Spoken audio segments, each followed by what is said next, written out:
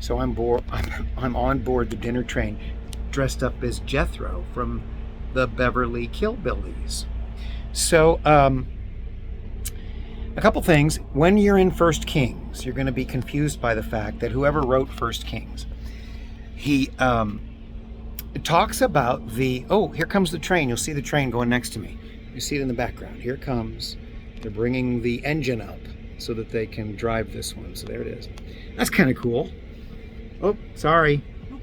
That's Mary Ann the waitress.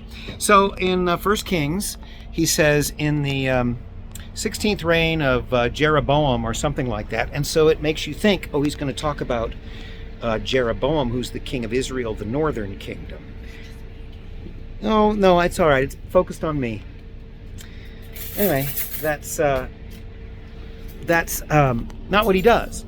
Whoever wrote it says, okay, I'm going to talk about both kings. So he will set both kings in a historical context.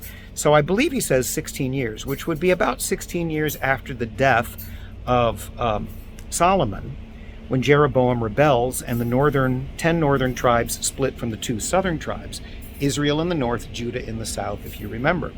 So he's saying in the 16th year that Jeroboam was king in Israel in the north, Rehoboam dies in the south and is replaced by his son Abijam, who reigns for 3 years, does evil in the sight of the Lord, but he keeps the kingdom because of David, who followed the Lord except for the little unpleasantness with Uriah and Bathsheba.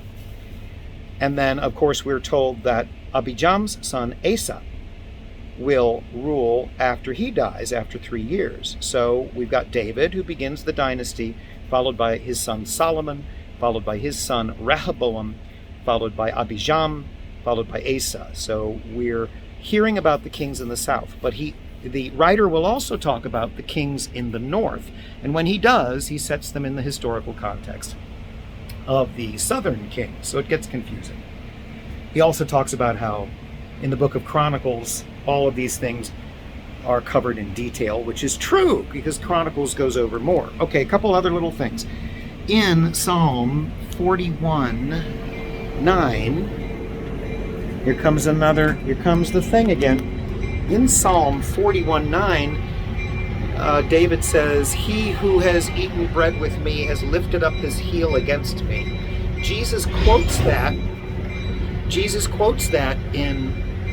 at the Last Supper, and we just read about it in John 13, because Jesus says that was a prophecy, although David, when he wrote the psalm, did not intend it as a prophecy. He was talking about his own intimate friends who had turned against him in Absalom's rebellion. And also, of course, in the gospel, we have no king but Caesar. The Jews are insistent that all they care about is political power and not God, really. And Pilate says to him, "Behold the man and behold your king."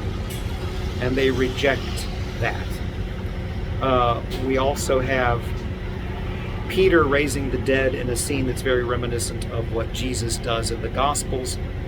And there was one other thing I was going to talk about, but of course I don't remember it, so I'm going to have to look it up real quick.